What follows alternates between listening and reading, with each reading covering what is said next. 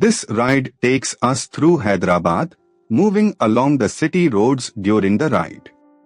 The mood here is calm and focused, with the sound of the engine carrying us through the changing rhythm of the streets. Let the road unfold naturally as we settle into this stretch. A little further along, this part of the route shows a grounded side of Hyderabad, where everyday movement defines the street. Shops, side lanes, and passing vehicles build a sense of momentum, and the pace stays steady. It is the kind of stretch where the ride feels less like a destination and more like a continuous observation. As the ride continues, here is something worth knowing about this part of Hyderabad.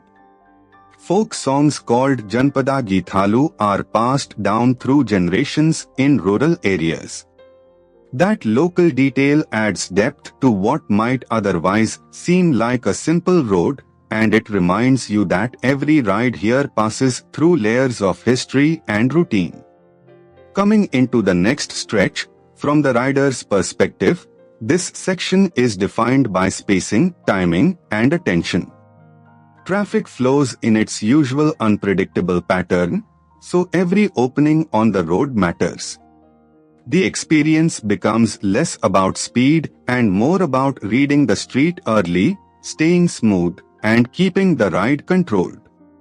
Further down the route, as the route continues, the presence of history Chomhalla gives this stretch a stronger sense of place. Landmarks like this help anchor the ride because they turn a moving sequence of roads into something memorable. With the road opening ahead, the atmosphere here changes with the hour, and the weather adds its own character to the ride. The road noise, light, and movement around the bike all combine into a very specific riding mood.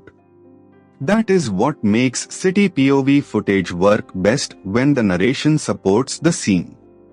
As this ride through Hyderabad comes to a close, the journey may be simple, but the texture of the road, the city, and the ride itself is what makes it worth watching.